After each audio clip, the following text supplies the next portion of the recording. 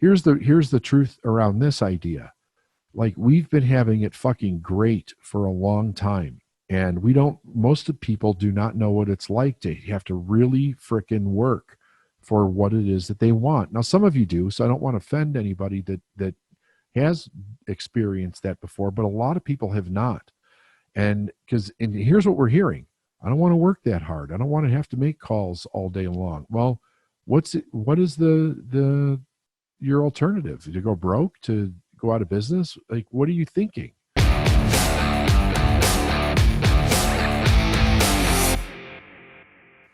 Okay, let's get this thing going here. I have been swamped with questions all weekend, and actually for about a week now. In my email, just everywhere a person can contact me, I've been swamped with questions. So what I decided to do was, let's open this up for questions and give everybody a chance to individualize what's going on for them. And let me see if I can help you with kind of moving through this personally. So bring your questions to the call. And then next week, if you want more content, I'll pull it out of that. If not, we will have more questions. I think Steph is going to start by asking me some questions that people have been asking her. Hey everyone, just a reminder, if you do have a question, and it could be just a situation that you want to share that you're looking for some help with, just a helping hand, little laser coaching, go ahead and pop it in the Q&A. I'm happy to call on you.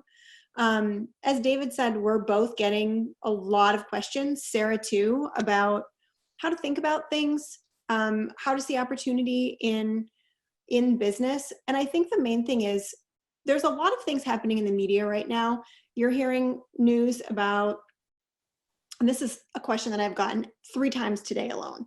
So you're hearing things about the opening of the economy, wondering how that's going to be happening, and people feeling kind of at the whim of what's going to happen in our country. And David, can you just talk for a little bit about how people can take their power back from that? Yeah. So, well, I was just talking to Steph offline here, and I got a past client who has a multi-million-dollar company, and he's getting pushback on decisions that he's made that were actually in everybody's benefit. But the problem is the government fucked everything up. So I think that the idea here is that we don't let the government, and I say the government because I'm not against the government, I'm against people letting the government control our experience, just so I'm clear on that.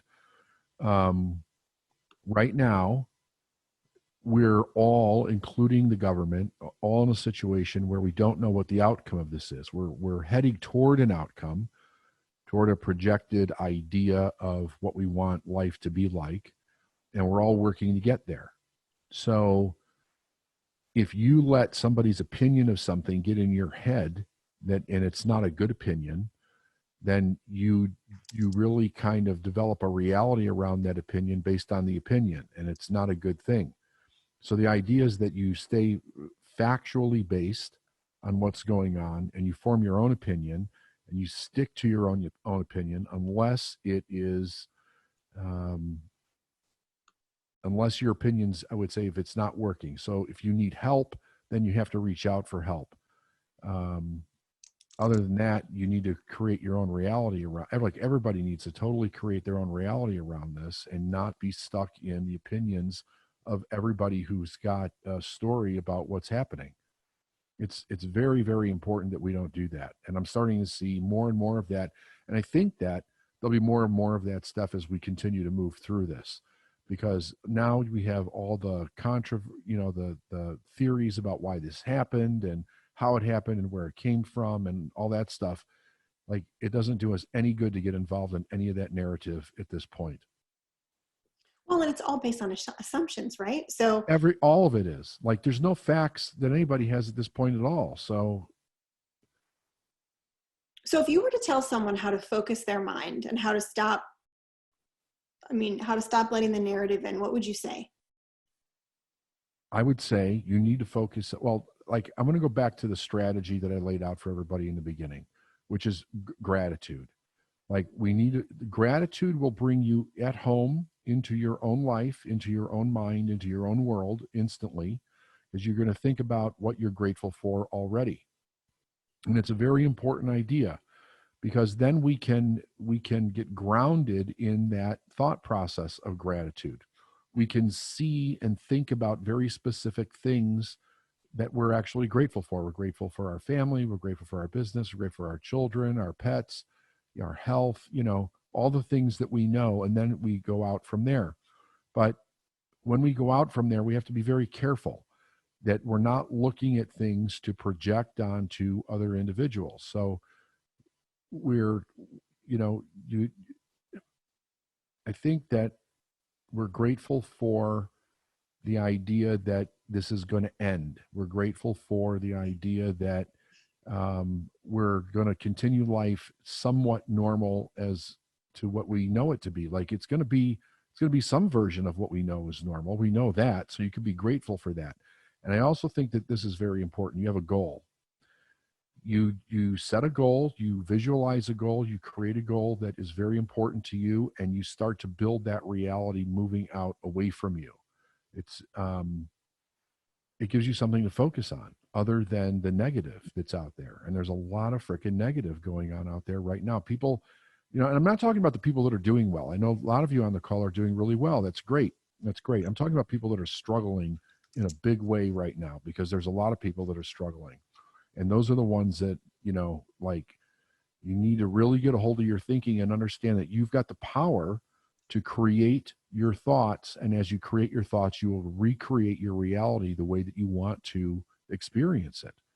Everybody has the power to do that. Like, our ability to choose is our greatest power. It is phenomenal on what our brain will do if we use it the right way.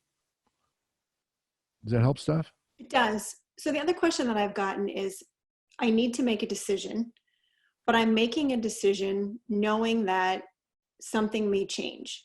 So how do I make a decision, which basically means I'm deciding, like I'm cutting off everything else, when something could change in 2 weeks? So I think they're asking that question because they're looking for certainty in making a decision. Yeah, well, welcome to the new normal. There is no certainty. But I've been saying this for years, that really the things that we've called certain in our lives historically are not actually certain. So I was talking to some people about this over the weekend, and I said, listen, look at it like this.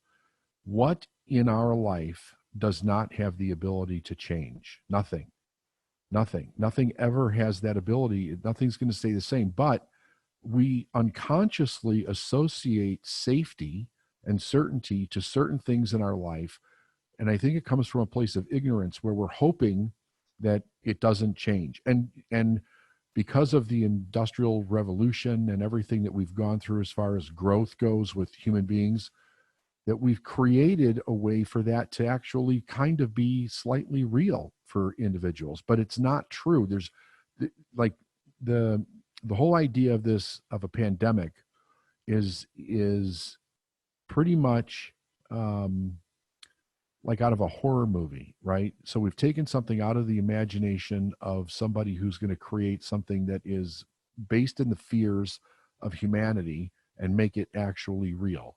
That's kind of what we're experiencing right now. But everybody was raised and built their hopes and dreams on something that was false to begin with, meaning that everything is going to stay the same. It never stays the same. So we have to accept that as part of our reality, that it doesn't stay the same. And then we have to understand that when things don't stay the same, what are the new rules? The new rules are that you accept change as a possibility in our life, and reevaluate why you are picking goals to begin with. So a lot of times we pick goals because we want the safety that the goals create for us, instead of the potential that they have to expose for our life. Steph, I think that's what it comes down to. Okay, perfect. We've got some questions lining up, so I'm gonna jump to them. I've got a couple more up my sleeve, but we'll go to live questions. Okay, this first question is from Elisa. I have so many ideas coming to me of things I can do to pivot my marketing and business that I don't know where to start or what to work on. I can do all my work, coaching, hypnotherapy virtually, but I'm not getting anyone calling anymore for consultations. Yeah, well, this is a very interesting time, and I think that we have to realize that people are not going to call us for business if we're not 100%, if we're not 100% of the necessity in that person's life at the moment. So that means that if you go back to the first or second call that I did on this series, we talked about the reptilian brain and what is actually happening for people. So the reptilian brain is designed just for survival. It's not for creation. It's just for survival. Fight, flight, or freeze. Most people are going into freeze mode right now. When a person goes into freeze mode, they're only thinking about what do they need in the moment to survive. So that's why we have like people hoarding toilet paper and stuff. So the idea is that you have to have conversations with individuals. Like we're all in business here, and we have to realize that it's time to help people move through their freezing thoughts to continue to move forward in their life. So it is about you reaching out to your clients, checking up on their well-being. How are they doing? Asking them for referrals. Do they know anybody that needs help? And helping them see beyond the virus, beyond the pandemic. That's what will cause a person to buy something. Like if they start to have a vision of what life is going to be like beyond this and what they will need, then they will buy other things. So that's the way I think you should be thinking about this. Another question is from an anonymous caller. They say, I'm having difficulty managing my mood as business is so far off. Besides gratitude, can you make any recommendations as I'm unable to see the opportunity in the midst of this? So the person's having trouble managing their mood. Is that what you said? Yes. Okay. So when you're having trouble managing your mood and gratitude is not working, you have to ask yourself, what are you hyper focusing on? What is it in your mood that you're all consumed by? And then ask yourself, what is that actually linked to as far as a story from your past? Because I believe that if I was to talk to you personally, that would be 100% exactly what it is. What is the story from your past that has become all of a sudden very relevant right now, and that's controlling your ability to choose over having an emotional reaction?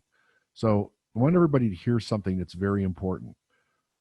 We like, how can I put this in a way that people will really grasp the power of this? It is so interesting that we're raised in an era where our ability to choose is not looked as as a superpower. It's a tremendous superpower, like tremendous. Our ability to choose it involves our creativity. It involves all life moving forward. Um, it it is you creating your life how you want it. So your ability to choose is also your ability to say no. Your ability to say no to things that would literally create your life the way that you don't want them to be.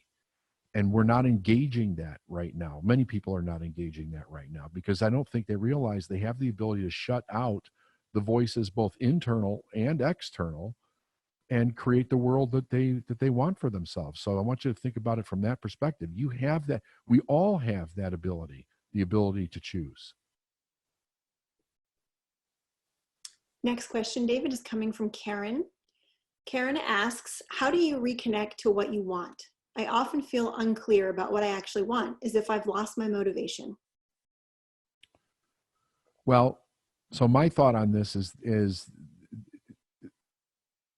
given that there's a pandemic going on right now and the future is uncertain, it's very difficult for people to reconnect to what they want, because what they want, at least in their minds, what they want is very much based in the idea of how it's going to come to them. And when we don't have or when we're faced with so much uncertainty about the future, it's hard to get grounded in something. However, I think that if you want it, the ability to get it is really here. You have to look beyond being safe right now. You have to look into growth. You have to ask yourself, what do you need? What were your hopes and dreams before this happened? Has that changed in any way? If it has, you need to get them back, because we're going to go back to the place where your hopes and dreams of the way the world was will be a reality again. And remove anything in your environment that is infecting your thought process from a negative perspective. So whether that's the internet, television, phone, whatever it might be, remove it and only put in good things in your mind at this moment. David, do you mind if I share the toleration exercise with her? No, do it.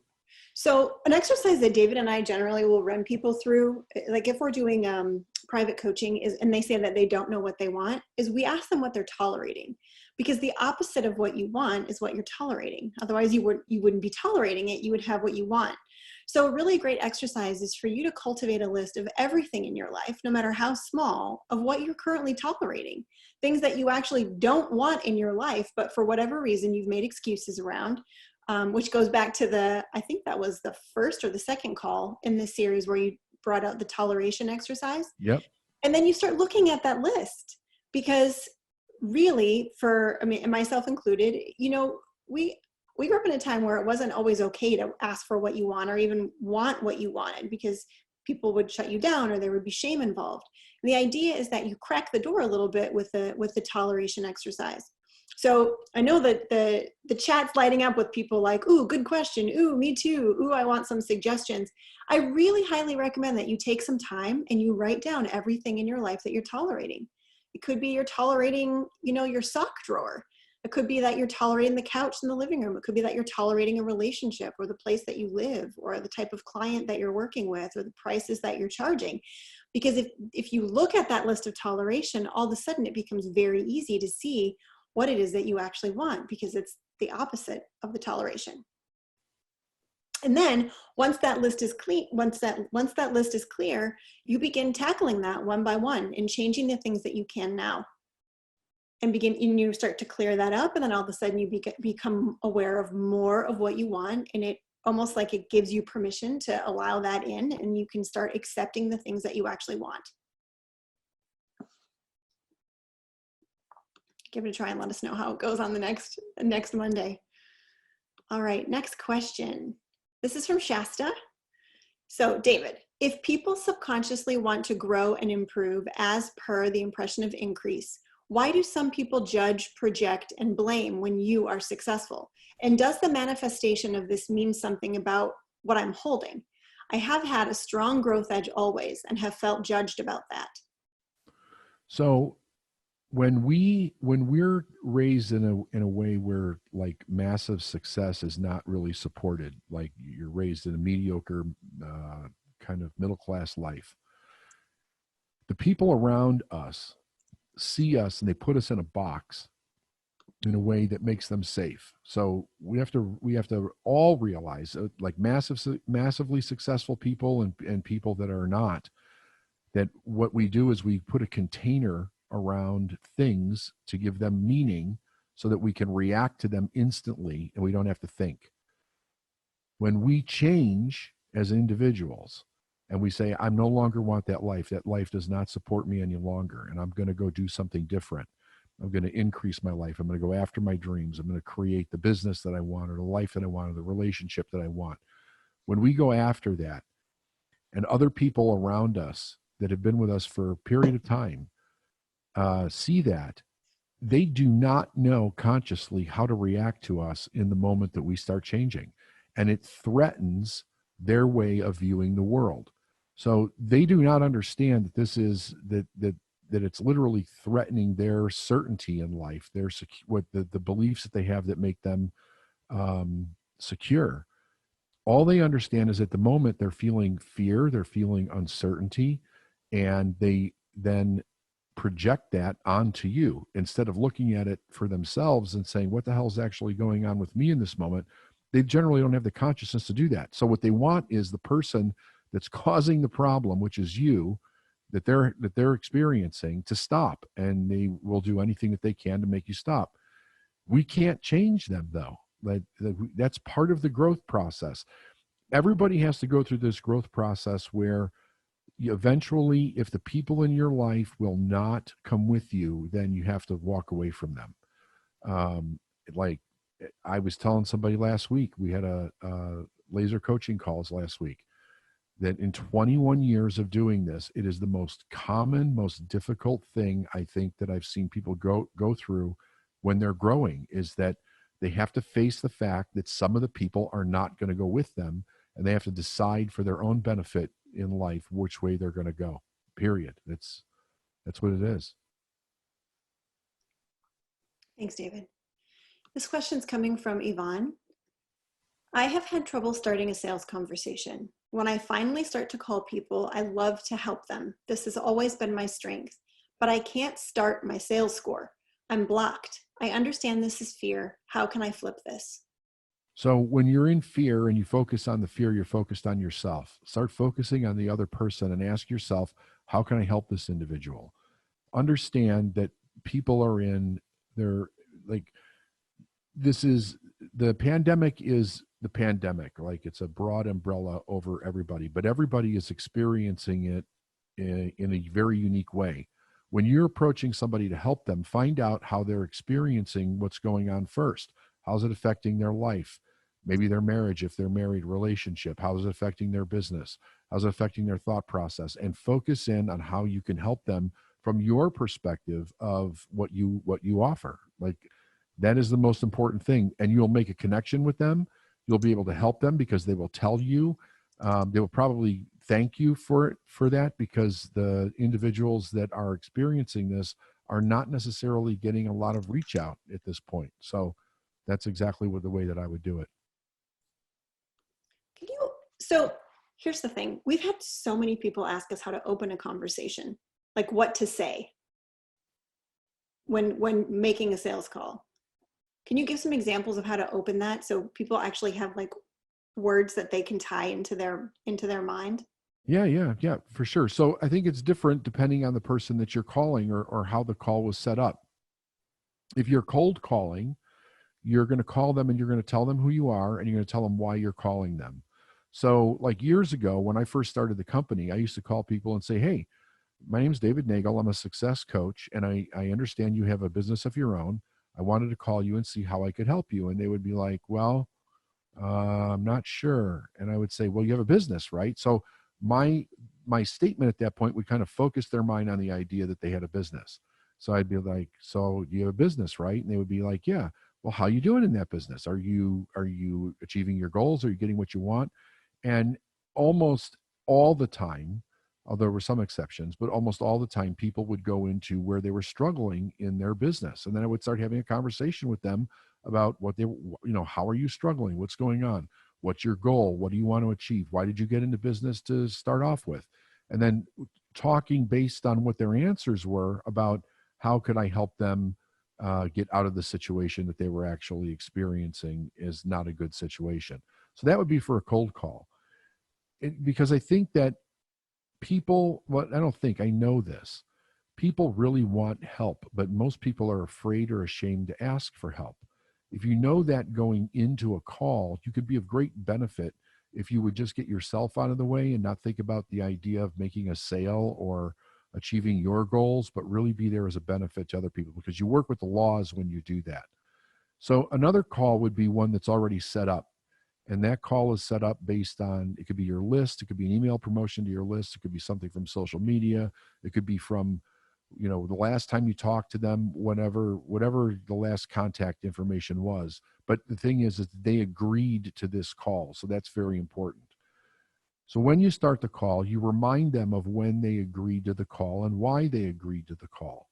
And here's the psychology behind that. You don't know what's going on 5 minutes before you call someone. Mm-hmm. Right, Steph? Yes, so right? true. Yeah, and Sarah could talk about this also. Like, you have no idea what was going on 5 minutes, but even if it was scheduled, you don't know what was going on in that person's life. And you need, because it's a sales call, you need to get their psychology back into the reason that they agreed to the call, which is generally emotional and strategic. So you want to get their mind back there as fast as you possibly can. So I would say, hi, I'm, Steph. The last time we talked, we were at a conference, and you were asking me about this, that, or the other, and we agreed to have this call. Do you remember that? And she would say yes. And then I would proceed from there. So her psychology is now not focused on that the dog ran away or the kids are screaming in the background or the virus is going on, but she'd be focused back on the reason that she scheduled the call to begin with. And that's very important. And then you would just start your regular traditional sales call after that. Yeah, I think context is really important when It's you're. extreme. It's everything. Context is everything. Yeah, yeah.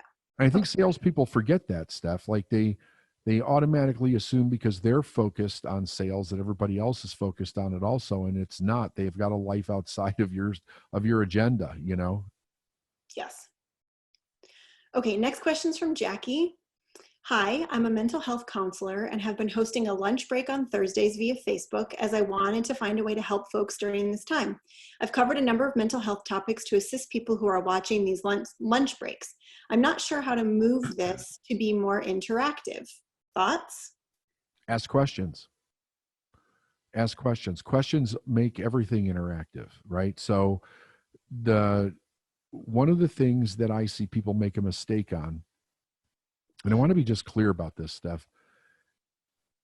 People over prepare for everything, just about. Like you when you go into any kind, whether it's like a round table or a call or a conference or a seminar, whatever, you're assuming what people need and what they want.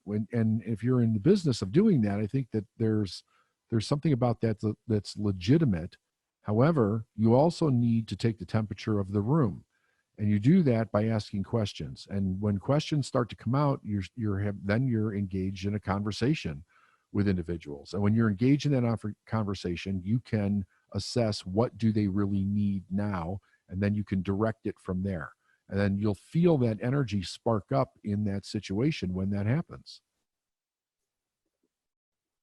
Great. I think too, in terms of technology, you can look at moving it to a different platform that might be more private. I'm not sure how you're regulated being a mental health counselor, but Right. you could always ask people to join you on Zoom or something that's password protected instead of a Facebook Live.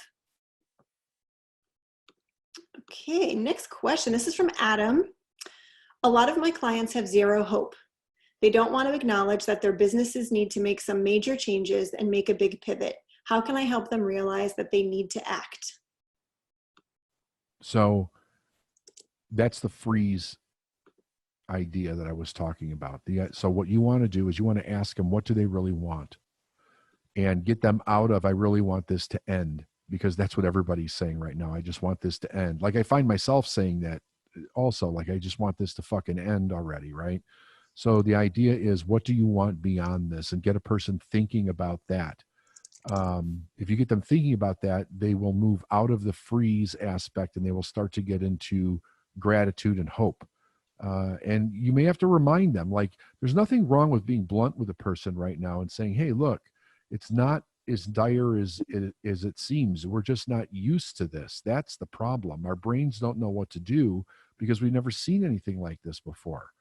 Think about your future. Find someone to be grateful for. Find someone that you love. Find a purpose beyond these weeks or months that we're, all stuck in the house. And you know, like Thomas Troward wrote a great piece in the Edinburgh and Dory lectures. I thought I had it here. I don't. So, and what he said was to get into the spirit of something. And it's, maybe I'll bring this next week, maybe, and I'll go through it with everybody. It is on my podcast. If you guys want to go there, it's called Getting into the Spirit of the Thing. But Troward said basically this, that an idea has life to the idea, and it has a higher spiritual meaning for every person. When we get involved in the spirit of something, we then get the energy of the thing. So the energy starts to take on an idea in our mind, in our spirit. That idea will drive you to the next level of creation, because all of life is for creation. It's all for more life. When we get into the negative mindset of something, it takes us down a completely different road.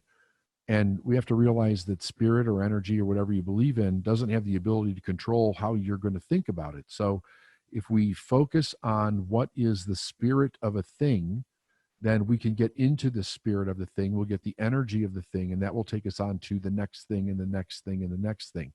It becomes all consuming. So if you were talking about the law of vibration, you'd be in harmony with this thing, whatever the thing is. And the thing is basically what you want in life. It's honoring your higher self and bringing that to your consciousness so that you can actually move forward in your life. So Brandon posted the podcast in the chat. Awesome, T. To listen to Thank that you. afterwards. Thanks, Brandon.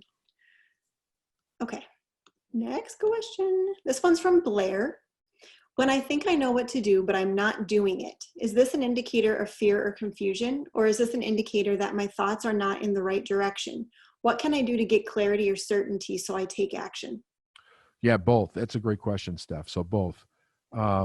Your subconscious mind, like if you go back to the very first call that I did on this series, our subconscious mind is in a very interesting predicament right now because it doesn't have a pattern to deal with what's actually happening. And because it doesn't have a pattern, it goes into freeze mode. So that's what you're experiencing, the person that asked this question. Your mind is like shutting down, goes into confusion. So if we understand that our brain is doing the thing that it would do to cause us to survive, we can override that. We can look for the facts in a situation. We can decide based on the facts, the reality, and our goals in life, what we want to create for ourselves, and we can move out of it. That's why I said, if you practice gratitude, it gets you focused. I mean, you could do it, like if there's another way that works for people on here besides gratitude, then do it. But gratitude gets you focused on something else other than the suggestions that the media is giving us right now. So, that's what I think about that. Couldn't it also be a sign of a value conflict? Like what we're both seeing right now is that this crisis is amplifying, like things that were an issue in someone's life, they could manage it. And now with this crisis, it's amplifying everything. And the things that they were avoiding doing, being, or having suddenly now are like right up in their face and they need to take action. So I'm seeing it, and I'm just thinking about a lot of the conversations that I've had. I'm seeing it with people like who have built their business based on referrals, right? So they've built their business based on referrals. They've always had just enough, and now there's no referrals. So now they actually have to take a proactive marketing approach, which then pushes against the value of not being salesy because they need to reach out to people. So can you talk a little bit about what those value conflicts are and how people can both identify them and then walk through them? Yeah. So many years ago, I did a call based on the idea. Actually, our Art of Success program was constructed out of this idea that if you were raised middle class or working class, your internal value system is completely different than that of an entrepreneur. So what's important to know about that is that it's not just the values, but how you see the world through those values and everything that's in it. So when we see the world in a way, let me give you, I got something on this right here. I'm going to just read this off, Steph. So check this out. I was looking this up today just to get somebody else's perspective on this. How do entrepreneurs see the world versus somebody who is, say, middle class values? So number one, challenges are opportunities. Number two, competitors are research subjects versus somebody that is in their way. Everything requires effort. So they understand from a working perspective that they're going to have to put an effort in to get to their goal. It's not just going to happen. Perfection is the enemy of progress. So good is good enough. Big things are made of small components. Mistakes are healthy. Now, how many of you were raised in an era or by your school teachers or by your parents or clergy or whatever, where mistakes were not okay for you to make? We've talked about how every single person learns by making mistakes. We don't come into this world knowing how to do everything. We shouldn't expect the same as an adult. We make mistakes, we learn from those mistakes, and then we move into mastery. There is no magic, so we have to get out of magical thinking. So magical thinking is based on the idea that somehow cause and effect was linked up in our brain wrong. But we have to get to what is the actual cause of something that we want to experience in our life. Number 8, outside perspective is invaluable. Number 9, discipline is a prerequisite. And entrepreneurship is a lifestyle. So that's 10 different ideas right there that will help a person kind of understand that entrepreneurs they look at the world when something goes wrong, and they're looking for where's the opportunity to do what? To add a benefit. That's what we're looking for. Like when this all happened, Steph and I got on the phone. I'm like, where can we add value? That's what every entrepreneur in the world is looking for right now, because they understand that the narrative that the media creates is basically a business, and it doesn't have to be their whole world. We're like, you're not subject to everything that the media says. And middle class people are raised where everybody that is an authority is over their decision-making process, their ability to choose in life, and they don't think for themselves. So that's a way for you to start thinking for yourself. Can you do me a favor and pop that back open on your computer and read that list one more time slowly? Sure. Thanks. Okay, so the author of this was Jason Demers, JaysonDemers. It's 10 ways entrepreneurs think differently. So you can look it up. I pulled it off Google myself. Number 1, challenges are opportunities. And then she has sub context after each one. Number 2, competitors are research subjects. 3, everything requires effort. 4, perfection is the enemy of progress. 5, big things are made from small components. 6, mistakes are healthy. 7, there is no magic. 8, outside perspective is invaluable. 9, discipline is a prerequisite. 10, entrepreneurship is a lifestyle, which I completely agree with. That helps, Steph? Yeah. And Adam Williams actually found the article and posted it in chat if somebody wants to. Nice, Adam. Thank you. Somebody wants to use it. I know competitors are research subjects. So interesting. They're not someone to compare yourself to. They're someone to research. Which also I want to add this. So I looked this up in Google, like anybody can look this up in Google. I really believe, so for since 1993, I've been studying my ass off on what makes people tick, what success looks like, how people can get there quicker. And the information has not changed that much in that many years. So there's not something new out there that is going to allow you to be successful in your life. It is going back and really integrating the things that have been said for years. Like one of the probably least popular things on that list is discipline. You have to discipline yourself to do consistent things every day that bring about the success that you want, whether that's marketing or sales or what doesn't matter what it is. You have to understand what is the cause of the effect that I want. And then you've got to do that on a consistent basis until you get the effect that you want, period. Perfect. Next question. This is coming from Tim. I am a caterer for weddings in Orange County, California. I'm staying positive during the pandemic, but it's hard for me to get potential clients to book or get clients to pay. I spoke to Sarah, but I can't pivot since my contract. I can't operate my catering kitchen to do to-go food. I'm still positive and grateful, but sometimes I lose focus. What can I do? Thanks, Tim. Well, I would tap into what knowledge you do have.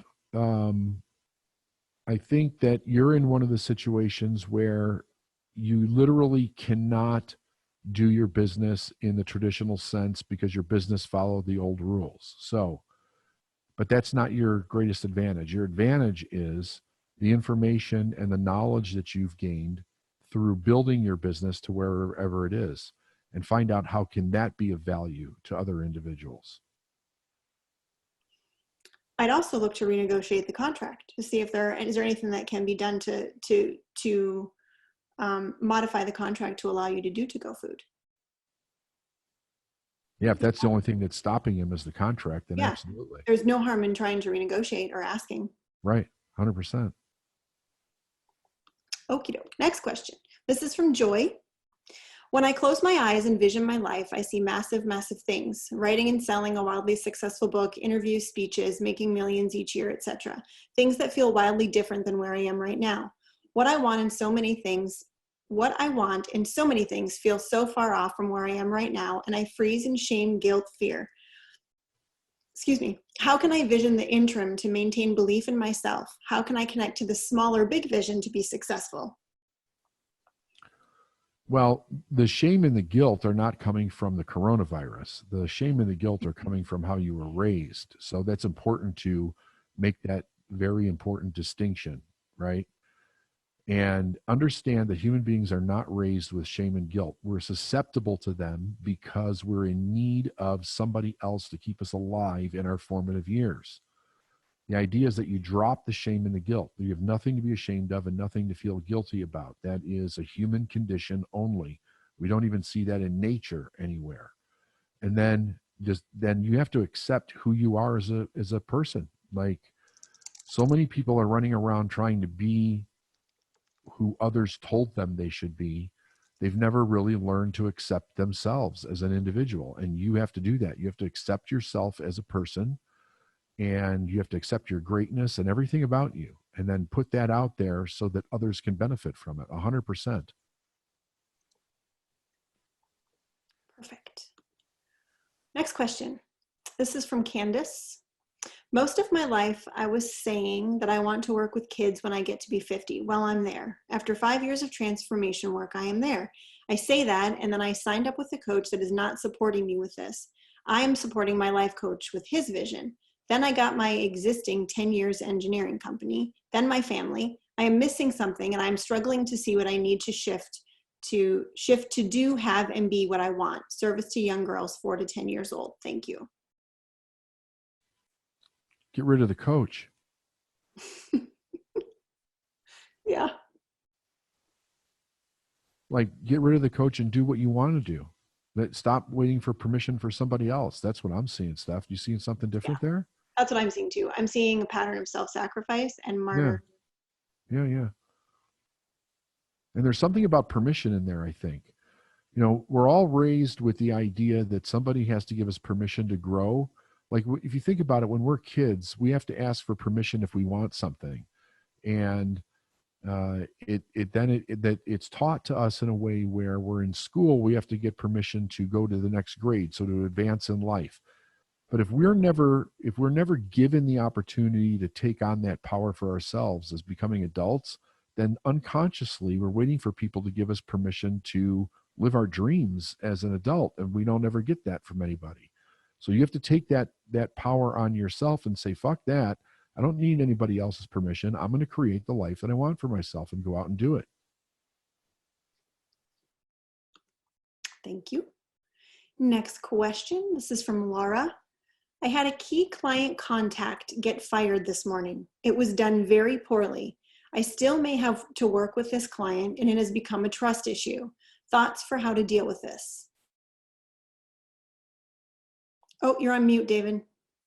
I'm going to let you handle that one. What do you think? Well, she's saying that it's a trust issue. Trust of whom? I'm not sure. Let me read it again. Okay. I had a key client contact get fired this morning. It was done so poorly. I still may have to work with this client. So I think she's talking about the client that fired the client. Okay. Oh, she's commenting in the chat. She's lost trust in the VP of HR who was left. So it's working with the VP of HR that she's lost trust with. My recommendation would be to have a conversation with them. Yeah. Right. So if it was done poorly, then I would have a conversation and say, hey, how can I support you? Like, what's happening?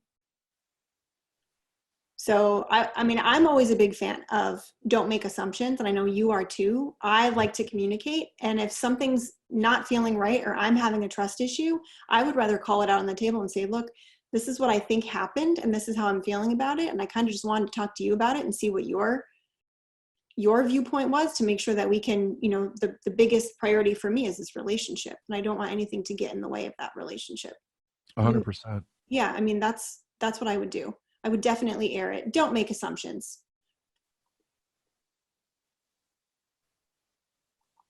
All right, next question. 1 second here.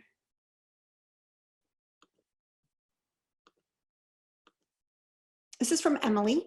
How do you navigate what you don't tolerate when what you don't like to do is something that is right to do morally, like something that is very important to a family member? How do you balance the right thing to do versus how would you like or prefer to use your time?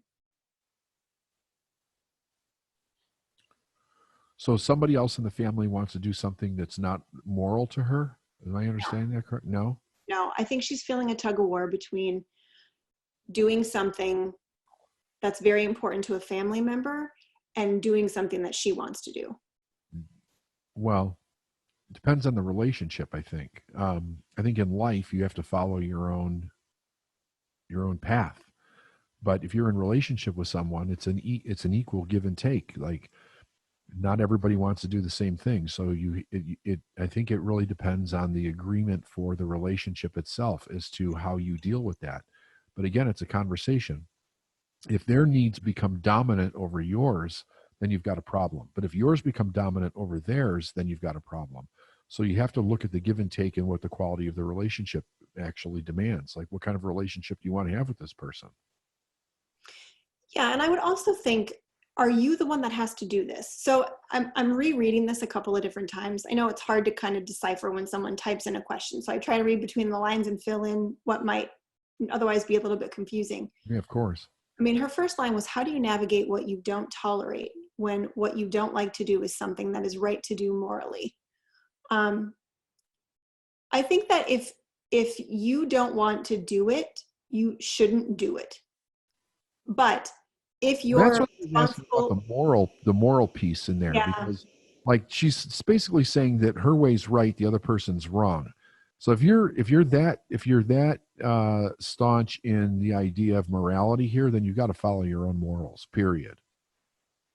yeah. And I think that the point being is, if you don't want to do something, find someone else to do it.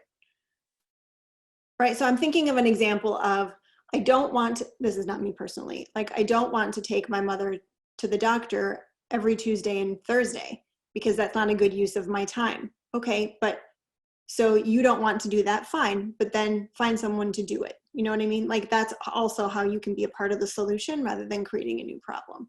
Does that make Yep. sense? Yep. Totally. Okay. Next question is from Joy. My teaching is self and body love. My clients specifically struggle to make themselves a priority, take time for themselves, invest in themselves. This often leads to a struggle to say yes because of money. Is this because I am not taking them deep enough in the sales score, I think, conversation? How can I support them in taking that massive step for themselves?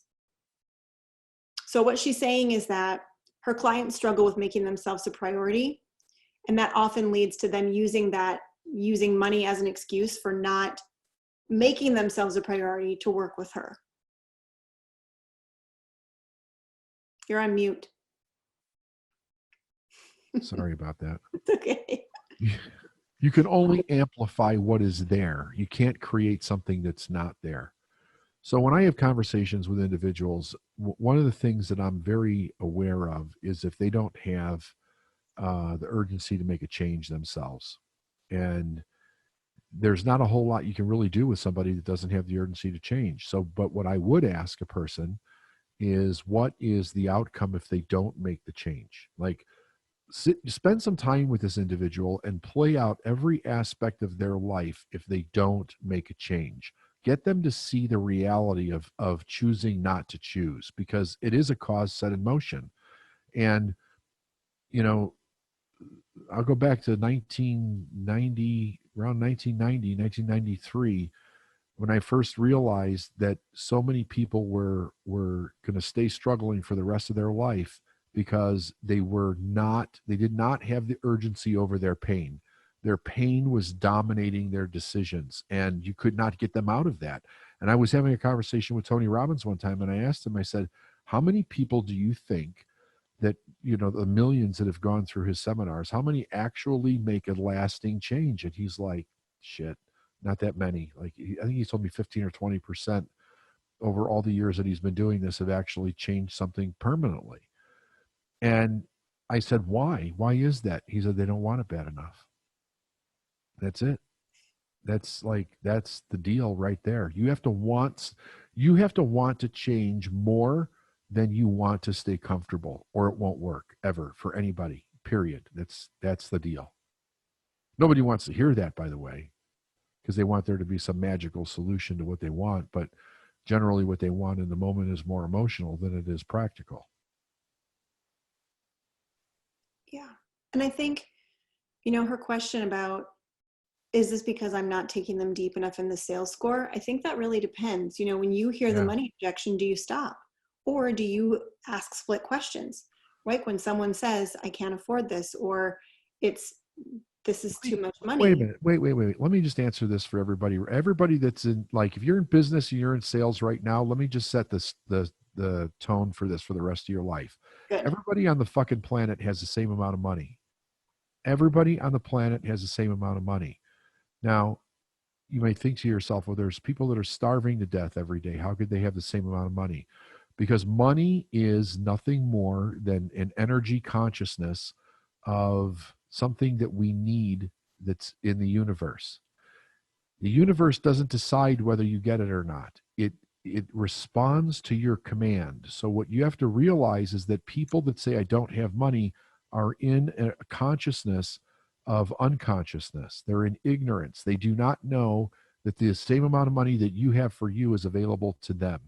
If you can't make them aware of that truth, their reality will always take over any truth that you express to them. Because I know that there's people on here that are pissed that I said it right now, Steph. I know that there are. Like that's not true, because they're living in their reality and I'm not in their reality, but I was at one time. So I can tell you that it's 100% true. Everybody on the planet has the same resources all the time, every time. But we all have different realities that keep us from those resources. We have to understand that we have a choice, the ability to choose to overpower that reality to get to the resources that we deserve. Agreed. Okay, next question. This question's from Carrie. During this time, I have lost my job as a restaurant manager at one job. Oh, sorry, a part-time restaurant manager at one job and a full-time bartender at another. My family member is making me feel like at this point in my life, 53, I need to get a better job and you're too old to be a bartender. But I like what I do. The restaurant business will change when we come out of this. So is she maybe correct? Should I be looking to a different career? I have thought of it, but something is holding me back. Fear or uncomfortableness, I feel. Any ideas? I think if you like what you do, then do what you like. Forget what other people think. Don't let somebody project their world or their belief system into your world. I don't care if I was sweeping floors for a living. If that's what I love to do, there would be nobody that would be able to talk me out of it. Like, you do you. That's, Brandon Tuss, my director of podcasting, says it all the time. You do you. Stay the fuck out of my life. You do you. Thank you. So this is from Karen. I have the urgency to change and let go of old rules, but I'm having difficulty spotting new opportunities. That's it? That's it. What do you want? I'm like, this is a seminar. Okay. What do you want? You have to ask yourself, what do you really want? You're not spotting opportunities because you're looking at what you're afraid of. If you go back and you go into the podcasts or anything that I've done and you listen to my story, I was a high school dropout that got married very young. He had 2 children and was losing everything right and left. Like our car was repossessed. I lost my job several times. We filed bankruptcy. And I turned it around in 1 month. In 1 month, I turned it around. The reason that I turned it around was I stopped focusing on how angry I was at everybody else. And I started looking at how I could contribute to life. So I started acting like I loved what I did. I did every job to the best of my ability, and I treated everybody with total respect. Those 3 things were enough to change my reality, like how I was viewing my reality. And I instantly saw the opportunity that would triple my income. And I spent 6 months prior to that trying to figure out with a fucking bologna sandwich and a Coke every day at lunch and a calculator because I couldn't add correctly how to get to $40,000 a year. That is 100%. I'm being totally honest with you guys. That's where I was at that time in my life. I had no idea how I was going to get out of that situation. This is pre the internet. Okay. So you got to change your attitude. Whoever wrote that, seriously, change your attitude. Opportunity is here for everybody equally. Everybody needs to understand that. Opportunity is here for everyone equally. What allows you to recognize it is what you're programmed with or what you choose to see. Thanks, David. This next question is from Kiana. I've struggled with my business since starting it 2 years ago. I am a coach and HR consultant. I know my issues with my business are not related to the pandemic. The story that I tell myself is that I don't know what to do to start conversations to determine how I can help people. I'm also afraid to just call people. I'm one who likes to be prepared and completely feel like I don't know how to prepare. This is keeping me stuck. Where should I start? You don't want to prepare. You want to be in control. That's what you want. You want to be in control. So it's very easy to ask any person. You don't need to know them. How can I help you? And if you can, you can. If you can't, you can't. But you want to be in control of the situation for whatever reason. I'm sure there's a hidden fear there. But just start asking people how you can help them and then be honest with yourself. Can you help them or can't you? And if you can't, it's okay to say, you know what? I'm sorry, I can't help you with that. And that's the end of it. And if you can, then do what you do best. You think the 100 call challenge might be a good exercise for That's a good exercise for everybody. You want to explain what that is? You're really seriously right now? Why not? There's no better time. Everyone's at home. They've all got telephones. I mean, we've heard this question so many times. Yeah.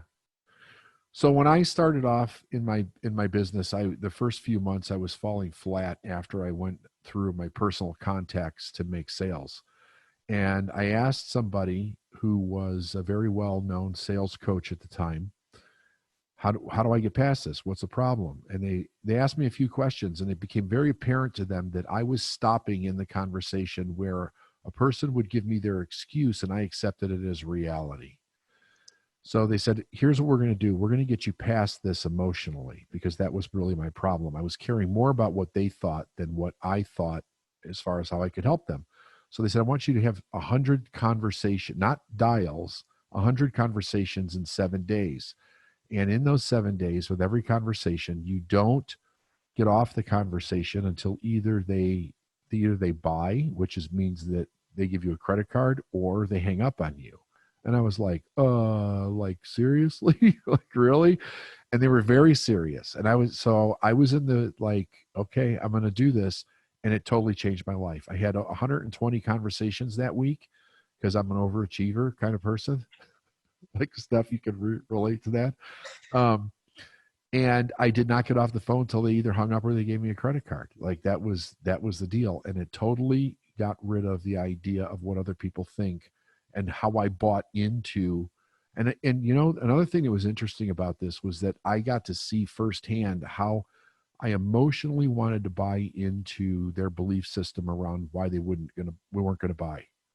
So I would I would be a champion for them to purchase in that moment, you know, like a champion for what they wanted, what they told me that they wanted at the beginning of the call. And I think that's what we all need to do for everybody in life, whether money's involved or not. Like, what are you going to champion for other people that they're in a bad place to do it for themselves, or they can't, or they've never had anybody do that before? If you're in that situation with somebody, you're the person that came into their life to help them make a change. And that is a great responsibility and a great gift. Yeah, like I said before, if anyone gets on the phone with you or me or Sarah, no one's going to convince us that they can't and that they're in a hopeless situation. Like, it's just not going to happen because it's not the truth. It's not the truth. Yeah, good stuff. So there you go. The 100 call challenge gets you over your fear of rejection real quick. All right, next question. What is the best way? Oh, this is interesting. What is the best way to ask the universe for what I want? to be it. So this is what everybody needs to understand about the universe, and it's not magical, it's not emotional, it's probably not popular. The universe goes to whoever directs the command without waver. So this is what it means. The universe can only respond based on your command of it. It cannot respond based on half-hearted or emotional requests. And unfortunately, most people are rooted in the idea of prayer. Like you get on their knees, God help me, I need this. Don't let my loved one die. Don't let us go broke. And in that moment of pain, they turn their power over to the universe. The universe doesn't decide. It goes based on the energy that you're sending it. So it's totally deductive in its response, meaning that whatever you command of it, it will send back to you. But you must be 100%, and I mean 100% in your command, and you cannot waver on your thought process. Like, period. The idea is that you don't let negative thoughts or why you can't or anything into your mind, but you literally turn over the image that you desire in your mind to the universe, and you hold it there. You hold it there forever. You never let it go. And the universe will then bring you the opportunities to create that in your life. Thank you. Next question is from Alex. What do you do if you want to believe that everyone has the same amount of money available to them no matter what, but your ego subconscious really struggles accepting that truth? How do you shift from that? How do you truly embody that belief? That's a great question. And I think the answer is that you have to answer all of the questions that you have in your mind as an individual that come up against that idea. Because what I'm telling you is the truth, okay? Here's the interesting thing about life. Life exists because life exists. Because that is the modus operandi of the universe. It's more life. So that means that everything has to be for more life. So you need to study the idea of more life to understand how that can actually be true. Like you need to get it in the depth of your consciousness to really grasp this. You're coming from an idea where there might be an alternative energy or idea like evil that exists at the same time, and it doesn't. It doesn't exist. There is nothing that's like that. All the power is for growth, but it doesn't determine what it grows. So it goes to whatever is the strongest and it grows it. All of life has an opportunity to think beyond what it experiences, and it will do that if it thinks. If it doesn't think, it will die. Now, why will it die? Because it's not part of the more life process of what the universe is actually established. So that person needs to study. I can't convince you of that. You need to study and be convinced of yourself that that's what the truth is.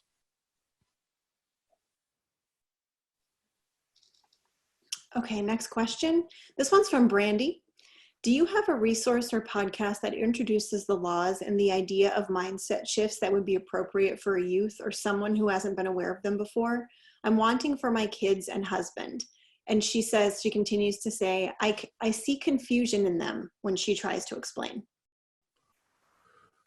Yeah, so I would give them my book, The Millions Within. I think it explains it very simply so that anybody can grab it. I've had kids read it. I've had people that were not steeped in this information read it and get it. So I would start there and then work your way from there.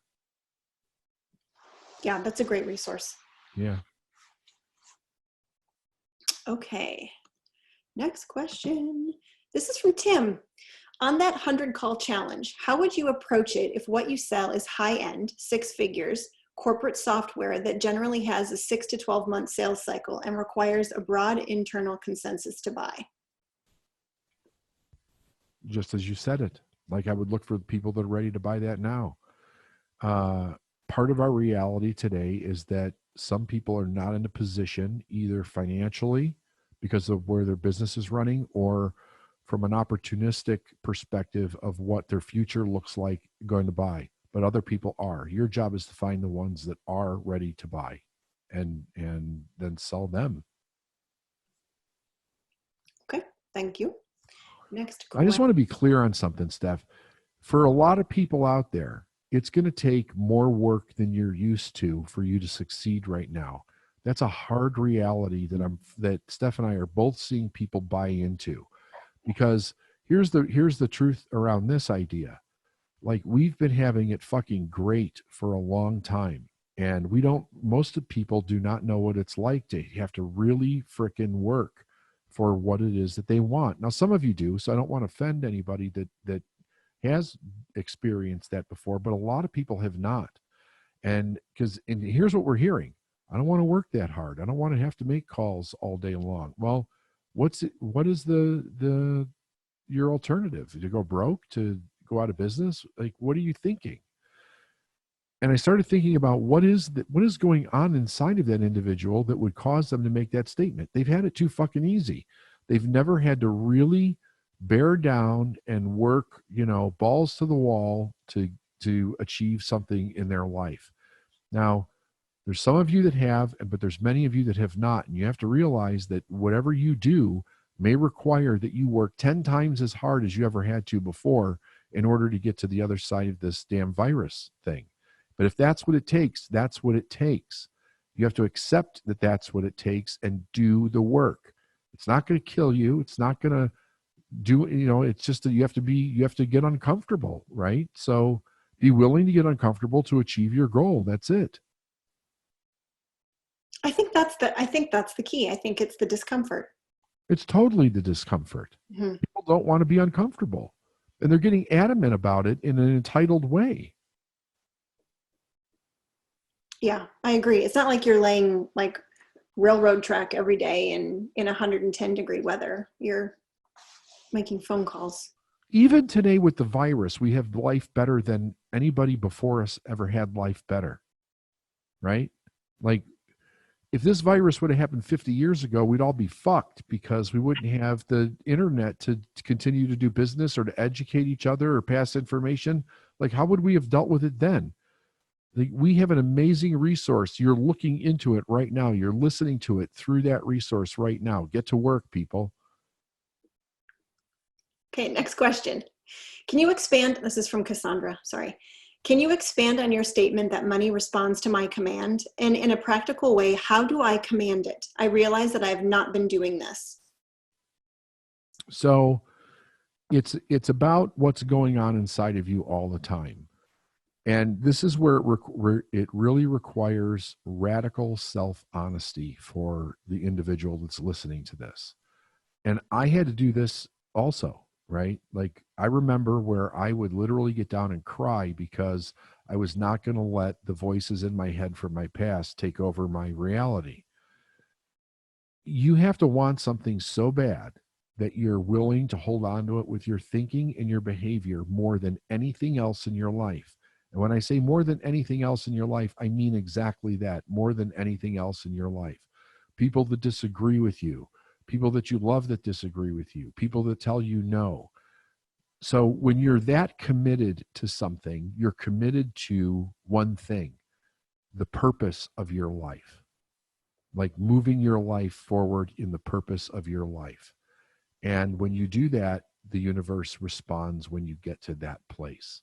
That's the place that everybody needs to get to have the universe respond, because you've integrated it and you've acknowledged the fact that this is what's in your heart's desire. It's what's in your soul to express in the world.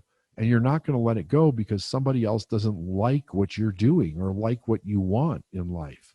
So that's what it means. That's what you have to do. Question from Nano. Hi, I love the job I do, commercial processes design, at a company that I don't like anymore because of vision and values.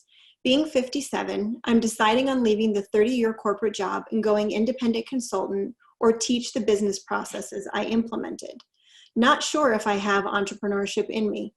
Would your advice be to go all the way out or try a parallel run on both, meaning keep the corporate job while starting the new business on the side? So I think that you need to be 100% honest with yourself. And if you're in an interesting place of you don't know, then go all the way out and at least find out you can't do it. If you can't do it, there's no shame in that. Then bring it back down to whatever it is that you can do and you want to do. But you will never be at peace with yourself until you know the answer to that question, to whether you could do it or not. My experience has been that anybody that has any kind of entrepreneurial attitude in them, that it's there for a reason. Like, they can do it if they're willing to make the changes that are required to fulfill that destiny in their life. So I don't think you'd even have any desire to do it if it wasn't in you already, but you're never going to know till you go do it 100%. Next question is from Becca. I help people by teaching them how to connect to and love their bodies and themselves more. It's a very tender and emotional topic. When I ask, how can I help, or what are you struggling with, no one brings up that topic, especially those that I can help the most. How can I phrase those questions to support them in looking at those relationships to see if I can really help them? So tell me again the first part of that Yeah, question. and I'm happy to answer this as well. This is more of a marketing question, honestly. I'll read it one more time. I help people by teaching them how to connect to and love their bodies and themselves more. It's a very tender and emotional topic. When I ask, how can I help, or what are you struggling with, no one brings up that topic, especially those that I can help the most. How can I phrase those questions to support them in looking at those relationships to see if I can really help them? Well, so here's the thing. People are not raised with that is the core of their issue. So it's about walking them through the cause and effect in their life to realize what is actually at the core of the problem that they're experiencing. So if you want to deal with it from a marketing perspective, go ahead, Steph. Yeah. So the way to do that is to start with their symptoms, right? So most people don't have the awareness to know that the things that are going wrong in their life or the results that they're getting are directly tied to how they connect and love their bodies and themselves. They're not conscious of that. They're focused on the symptoms that are showing up in their life or the problems.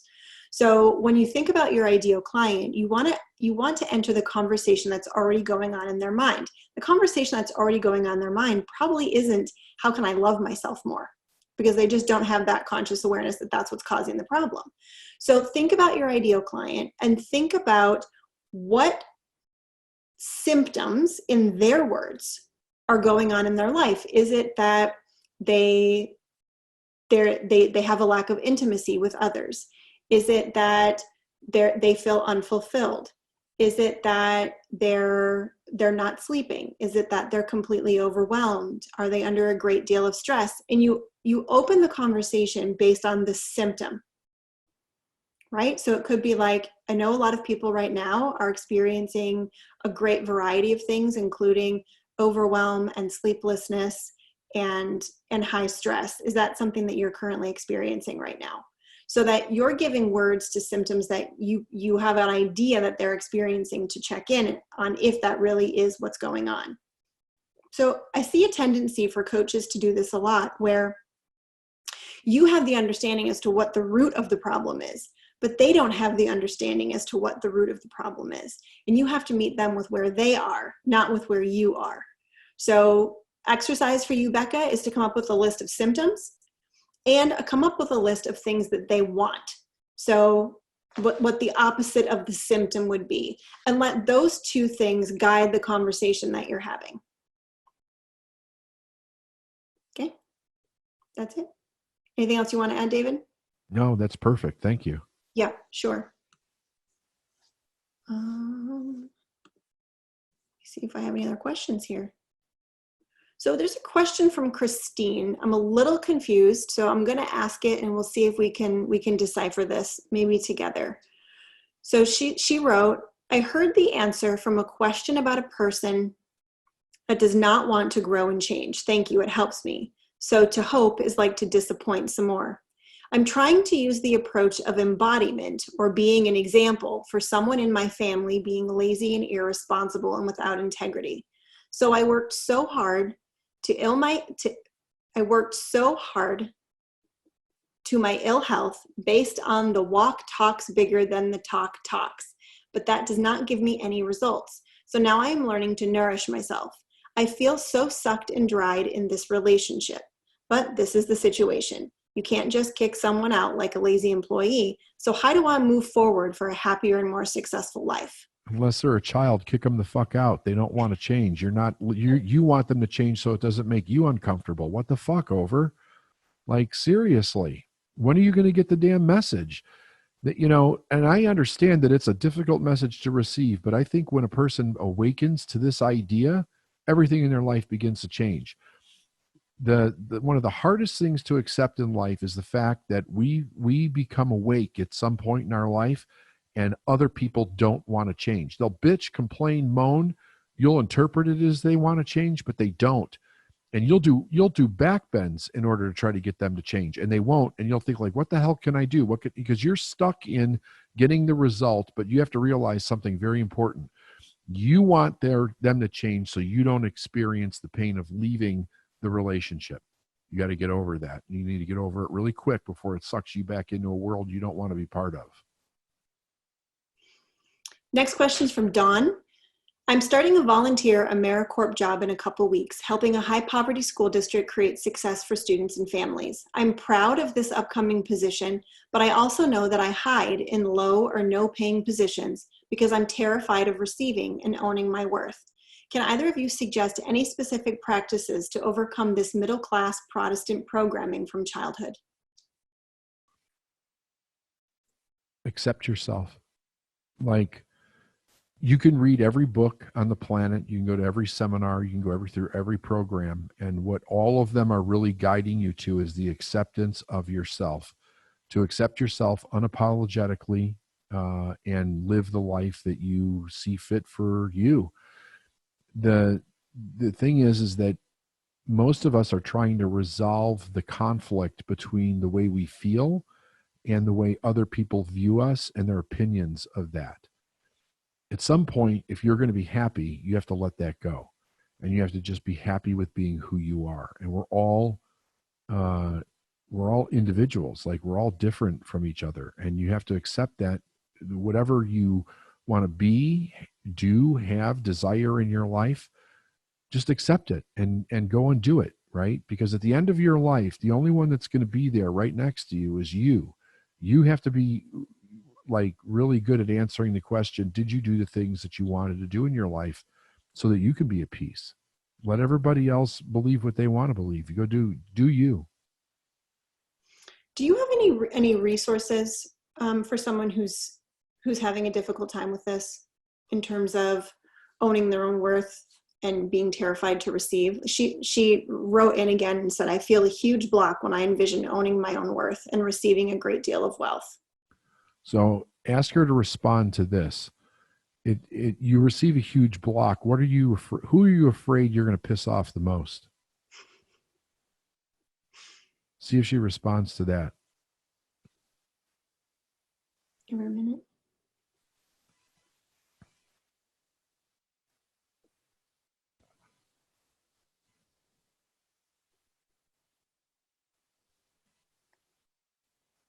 Because that's the issue.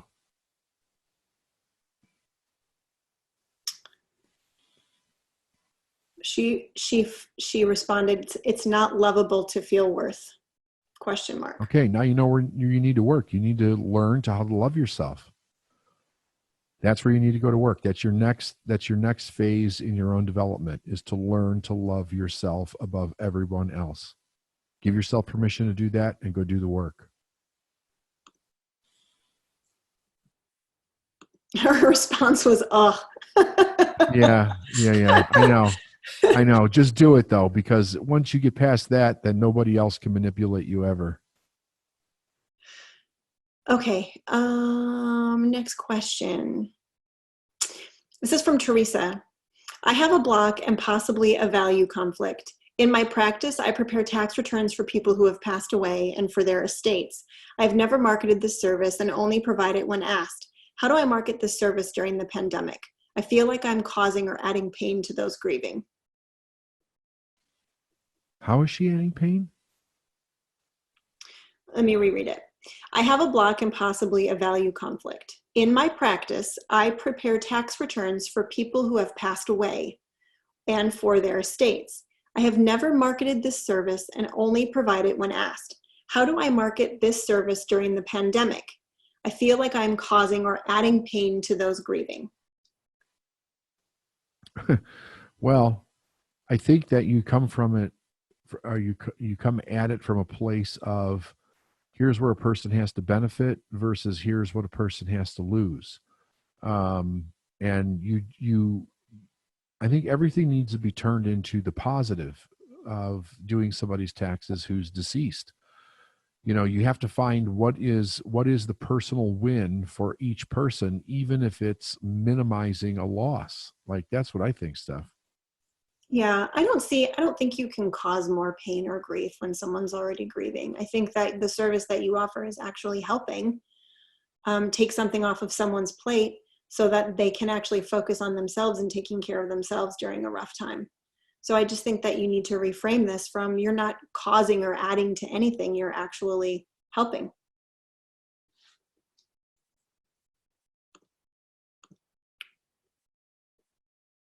Question from Melissa. When you say learn to love yourself, what does that mean? Besides getting a massage, what actions do you take? A massage would be great right now. Whoever wrote that'd be wonderful. It's acceptance. It's accepting who you are and not judging yourself. Like, the fact that you have to ask that question, and believe me, I would have had to ask that question many years ago myself, is an indication that it was not a value in your family to love who you are for yourself. Like, you're the only one that needs to give yourself permission to love yourself. So what it means is, like, at the fundamental level, it's complete acceptance of who you are, the good, the bad, and the ugly of who you are without judgment, and then determining from a value proposition, where do you want to grow in your life? Understanding, okay, here's my strengths, here's my weaknesses, here's where I'm totally fucked up. Where do I want to grow from that? What do I want to create? And then not needing anybody else's permission to do it. And you take care of yourself as you grow through that. Don't expect somebody else to. That's loving yourself. What if the lack of love you feel for yourself is something you've taken on from a parent? Let the parent go. Let the parent go. Like, it is pretty much for everybody the same way. It's something that we've taken on from our parents. We have to remember from the moment of conception until birth, the only environment that we had was mom. And then from birth to 7, we had mom and dad, or whatever variation you individually experienced around that. So we didn't have any other information to base our thinking off of at that time in our life. If mom did not love herself, or if dad did not love himself, they could not pass on anything other than the fact that they didn't love themselves to us. Now that we're conscious, we have to realize, okay, so nobody taught them how to love themselves. I can't expect to have gotten that from them because they didn't know that. So my job is to learn that in my generation, because, like, if you go back to all of your intellectual programming, all your belief system, it probably goes back 7 generations or so. Only thing you could do is be aware of what you have and what you don't, and then change it from there. That is the best thing that you can do. Okay, David, this is the last question. We're almost at the top of the hour. This is from Candace. Thank you for your response. You have been teaching us about have, be, do. This permission thing is something that you've talked about before. Do you have a recommendation for an exercise that we can practice, or podcast that you did that we can listen to? Yeah, listen to my podcast on trust. Because so here's the idea. We have to really learn what's in command of our decision making and how do we actually follow through on it, because that is the directive that gives our life expansion. So I did a podcast on trust, which was based on Alanya Van Zant's book, Trust, which I recommend everybody get that book and study it. Most individuals have no trust with themselves because we say, I'm going to do something, and then we don't do it. So we build a foundation of not trusting ourselves in our life. The most powerful thing we can do outside of loving ourselves is to rebuild and reestablish trust with our own decision making and our follow through.